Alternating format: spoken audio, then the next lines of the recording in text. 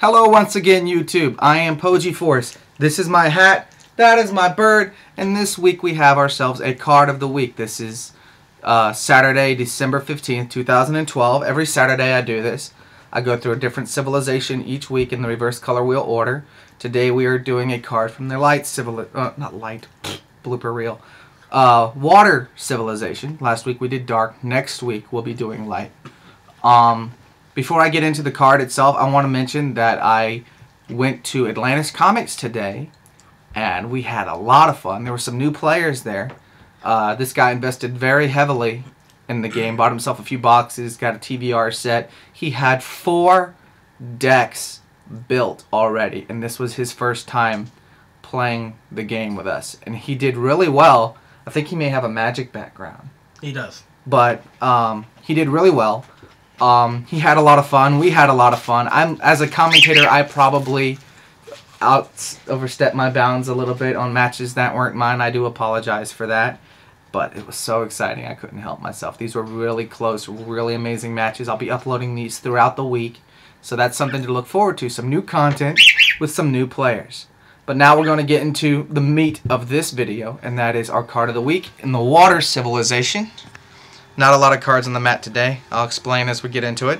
But the card of the week this week is Cyber Trader. 2 mana, Cyber Lord, 1000 power. His ability, ID Exchange. Whenever this creature enters the battle zone, you may draw a card. If you do that, you must discard a card. Now at 2 mana, he's nice and cheap. At Cyber Lord, he ramps perfectly at 2 mana into the turn 3 Neuron or the turn 4 Axon. His ability is great for decks that run those evolutions. His ability is also great for like a rush deck, because you may not always open with the nuts, as some people call it. Or really, you may not have a really great hand starting out.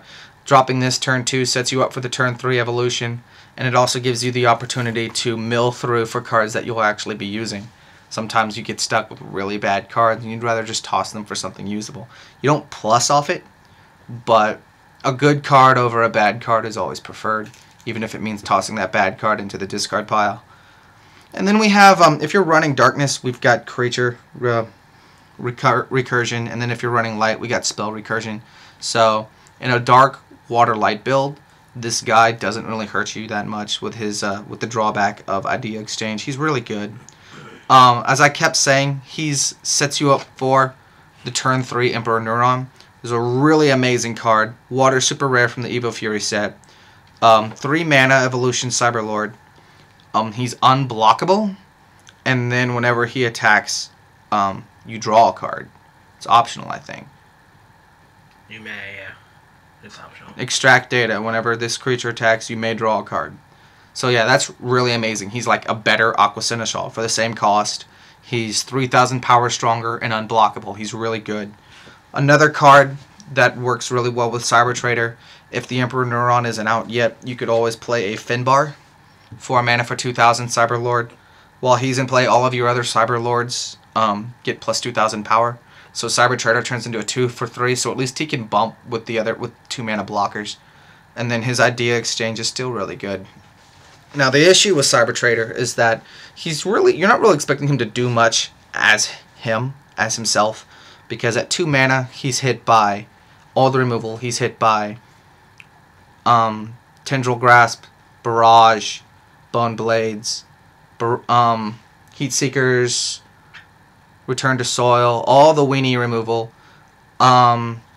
He's also hit by, just to have a little bit of representation, because if I put all that over here, this side would be all full of cards. That's just the price of having something that's really fast and cheap, is that it's hit by all the weenie removal. But just as something that seems specifically targeted for Cyber Trader, we've got Screeching Scaredorable. He's a very rare from the Darkness Civilization. It's a very good card. His ability states that when he comes into play, you may pick 1 creature. If it's level 2 or less, like Cyber Trader, you banish it. If it's higher than level 2, it can't block. So his ability is very versatile, and you can use it to take out Cyber Trader if Cyber Trader's sitting around still. You can use Big Kill on him. I don't know why you'd want to. Root Trap, Terra Pit. You can do that if you want to. I don't know why you would want to, but it's there. Cyber Trader, what makes him shine is his idea exchange helps you get to cards you need really quickly.